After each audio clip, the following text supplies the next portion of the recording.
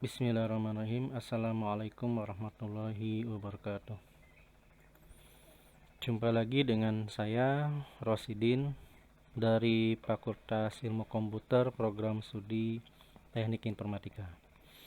Kali ini saya akan membagikan tutorial atau membuat tutorial bagaimana dosen memberikan tugas atau menugaskan kepada peserta kuliah online atau mahasiswa yang mengikuti perkuliahan online untuk mengirimkan makalah ataupun laporan ataupun file-file yang lain.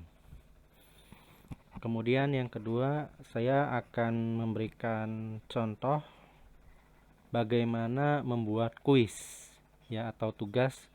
Jadi nanti di dalamnya ada semacam soal-soal, kumpulan soal mulai dari pilihan ganda, kemudian ada soal esai juga. Nah, di sini saya sudah siapkan untuk contoh-contoh pilihan ganda untuk kuis dan UTS, kemudian pernyataan benar atau salah, kemudian mencari jawaban yang cocok, kemudian menjawab soal dengan tepat.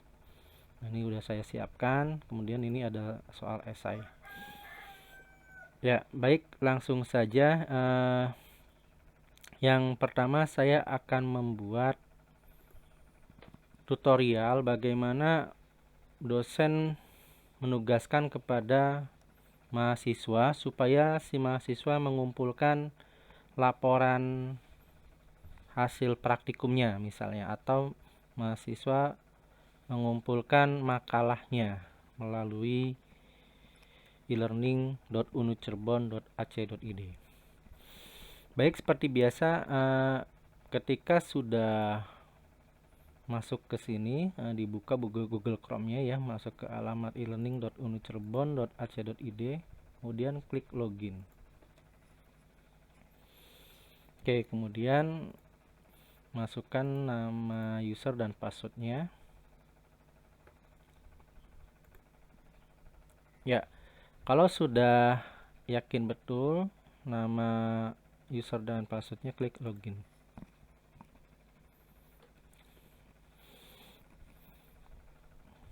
Oke, sudah berhasil login. Nah, kita sekarang akan mengelola tugas.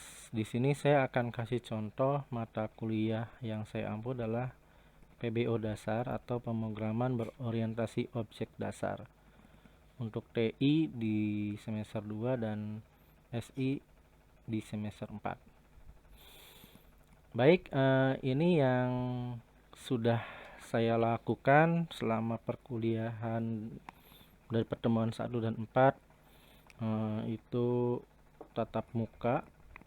Nah, di sini juga saya sudah buatkan absensinya untuk pertemuan 1 sampai 4. Jadi mahasiswa bisa melihat absensi mereka nih, kehadirannya. Jadi saya udah rekap di pertemuan 1, 2 dan 4. Yang ketiganya nih terlewat ya, belum disempati input.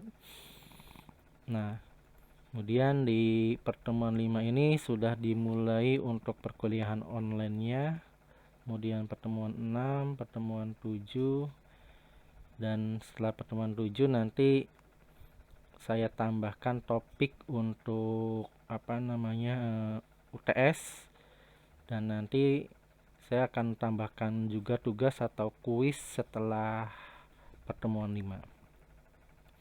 Oke, menu yang di sebelah kiri kita bisa tutup, maksudnya kita bisa buka supaya layarnya lebih lebar, kita bisa melihatnya lebih maksimal. Oke, selanjutnya di menu yang sebelah kanan ini ada gambar gear ya, terus ada panah kecil nih, diklik. Nah, kita akan mengedit, menghapus ataupun menambahkan topik ataupun modul ya. Ya, ini diklik yang panah kecil ini, kemudian turn editing on. Oke, untuk yang pertama ini saya akan memberikan contoh bagaimana kita sebagai dosen memberikan penugasan ya, memberikan tugas kepada mahasiswa. Oke, di sini tugasnya itu adalah membuat laporan hasil praktikum. Jadi waktu praktikum di pertemuan 7 itu ya, pertemuan 7 kalau nggak salah adalah membuat aplikasi validasi inputan. Nah, di sini saya akan menambahkan di pertemuan 7 atau setelah pertemuan 7 tuh ada semacam kuis. Ya, kuis. Nah, baik, saya tambahkan topik saja ya. Topik saja setelah pertemuan 7. Nah, kita tambahkan add topic. Nah, tambahkan satu atau 2 atau 3 boleh. Jadi kalau misalkan kita mau menambahkan satu, nanti yang keluar satu topik. Kalau kita menambahkannya 2, nanti yang keluar 2 topik. Ya, misalkan oke lah, saya menambahkan 2 topik saja ya, karena yang akan saya tambahkan topiknya yaitu kuis setelah pertemuan 7 dan UTS setelah pertemuan 7 juga. Oke, saya tambahkan add topik. Ini 2 topik. Nah, di sini sudah ada topik 7 dan topik 8. Nah, ini kita bisa edit yang ada gambar pensil ini, kita bisa klik. Misalkan kita buat namanya kuis atau tugas hasil praktikum. Kuis atau tugas laporan hasil praktikum, terus enter. Nah, yang ini topik 8 misalkan kita buat UTS. Nah, kalau terus enter ya. Nah, kalau kita mau menambahkan topik lagi untuk UAS misalnya, nggak apa-apa, kita tambahkan lagi, add topik lagi. Nah, ini satu, klik add topik. Nah, nanti di sini kita edit nih yang gambar pensil, tulis ganti namanya UAS. Oke, jadi ini sudah ada 3 topik yang saya tambahkan. Nah, ini kita bisa tarik nih yang ada gambar plus ini supaya tempatnya di atas pertemuan 3 atau setelah pertemuan 7 ya. Nah, forum diskusinya kita ya di bawahnya kuis misalkan. Nah, terus yang UTS juga setelah pertemuan 7 kita tempatkan misal setelah kuis UTS-nya. Jadi nanti kuis dulu kemudian UTS. Ya, saya tempatkan setelah kuis. Nah, ini sih fleksibel ya, fleksibel, bebas. Misalkan kuisnya ditaruhnya setelah pertemuan 5 atau setelah pertemuan 6 itu bebas. Di sini saya kasih contoh kuis atau tugas laporan hasil praktikum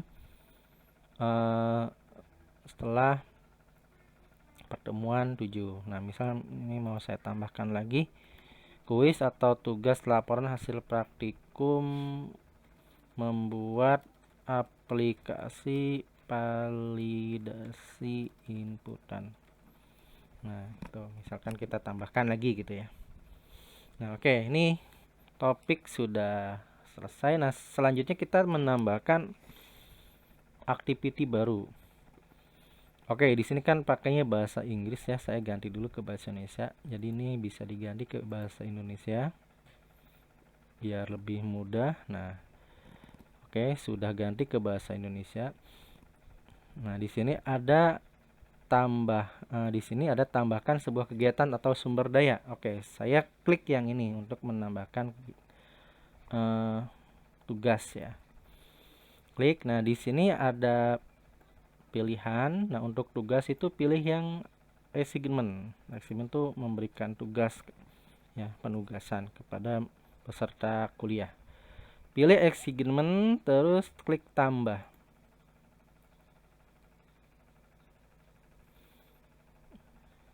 Oke. Nah, setelah klik tambah, Sebelumnya saya sudah membuat judul untuk tugasnya, udah saya siapkan. Nah, di sini ini saya ganti pertemuan 7. Silakan pelajari materi pertemuan 7. Oke, ini saya copy aja. Udah saya siapkan teksnya. Nah, ini deskripsinya. Silakan pelajari materi dari pertemuan 7. Kuis disiapkan dari jam 9 sampai dengan jam 11 dengan waktu yang diberikan hanya 1 jam untuk bisa menjawab soal-soal. Jadi ini saya kasih judul dulu, tugas, misalkan tugas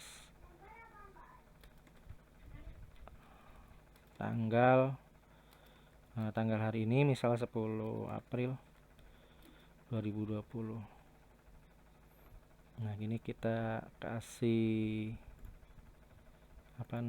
heading alert biar lebih jelas. Nah, di sini judulnya nih udah saya siapkan juga tulisannya. Jadi sebaiknya ketika akan menyiapkan tugas dan kuis ataupun soal-soal UTS, lebih baik kita menyiapkan dulu untuk tulisan judul, jadi tinggal copy paste nanti.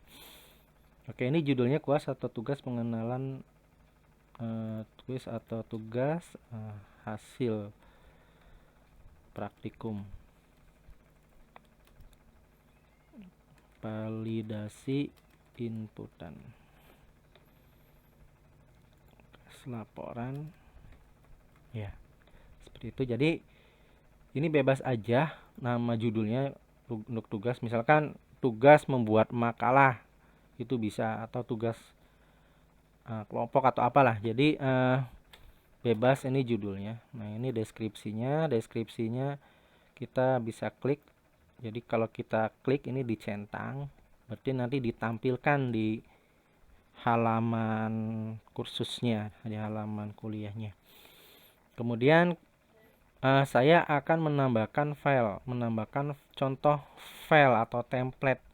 Nah, contoh file atau templatenya itu laporannya seperti ini. Jadi ini saya buat contoh laporan kegiatan praktikum semoga manusia berorientasi objek. Nah, nanti si mahasiswa kurang lebih buatnya sama seperti ini. Jadi nanti tinggal ngikutin template. Jadi di sini ada gambar struktur file project untuk praktikumnya, kemudian ini ada praktikum Hello World. Nah, di sini ada source code-nya atau sintak dari bahasa pemrograman. Di sini pakai bahasa pemrograman Java. Kemudian di sini ada output hasil dari sintak ini. Dari source code ini outputnya seperti ini. Nah, ini kalau di TI ya, kalau di TI ataupun SI itu karena praktikumnya bikin aplikasi, jadi yang dicantumkan di laporan itu berupa gambar-gambar, kemudian source code dan hasil output atau keluarannya seperti apa. Nah, ini sudah saya buat contohnya, kemudian saya upload. Ya, saya upload. Jadi nanti si mahasiswa bisa melihat contoh laporan yang kita berikan. Nanti si mahasiswa tinggal ngikutin contohnya dan mengembangkan. Oke, ini filenya saya tambahkan. Nah, kalau sudah di-upload this file. Oke. Nah, ini contoh hasil laporan sudah saya upload. Nah, kemudian izinkan kiriman dari. Nah, ini untuk tugas hasil praktikum itu saya tugaskan mulai pengirimannya, misalkan mulai pengiriman tanggal 15 April untuk tugas 2020 mulai jam 00.00 misalnya. Nah, kemudian ditutup tanggal, misalkan saya kasih waktu sampai dengan tanggal 18 hari Sabtunya jam 00.00. Nah, nanti remind me to grade by itu mengingatkan kepada saya di tanggal 20-nya, misal di tanggal 20 di hari Seninnya. Di hari Seninnya itu saya diingatkan untuk ngecek hasil laporan dari mahasiswa, misal di jam 2 siang. Saya diingatkan di jam 2 siang supaya mengecek hasil laporan mahasiswanya dan di dinilai ya. Nah, di sini ada teks daring, ada pengiriman berkas. Nah, kalau teks daring tuh ini bentuknya HTML ya, tapi kalau pengiriman berkas yang tadi saya sudah kirim contohnya file Word. Nah, jadi kita pilihnya yang pengiriman berkas. Nah, di sini jumlah maksimum berkas yang dikirim 1 ya, 1 aja cukup. Kemudian batasan maksimal file yang diupload tuh 64. Biasanya file yang diupload untuk tugas tuh nggak lebih dari 10 MB ya. Jadi misalkan ya udah saya taruh aja lah, nah maksimal 64. Nah, kemudian tipe berkas yang diterima. Nah, kalau tipe berkas yang diterima ini maksudnya apakah bentuknya filenya mau dikhususkan, khusus PNG, khusus JPEG, khusus dokumen, khusus PDF misalkan. Nah, kalau kosong berarti file tipe apapun diterima ya. Oke, ini saya kosongkan saja. Jadi file tipe apapun diterima, hanya saja kan nanti mahasiswa harus melaporkan filenya tipenya adalah dokumen. Oke, kalau sudah klik simpan dan tampilkan. Oke, kita cek dulu. Ini nama judul penugasannya, ini deskripsinya, kemudian ini file lampiran contoh atau template laporannya, kemudian ini mulai mengirimkan tugasnya, terakhir mengirimkan tugas, kemudian saya diingatkan nanti untuk dinilai tugas-tugas mahasiswanya di tanggal 20-nya. Nah, kemudian pengiriman berkas tipenya yang dikirim, kemudian jumlah maksimum berkas yang dikirim 1, batasan yang dikirim 64 MB maksimal. Oke, kalau sudah kita simpan dan tampilkan.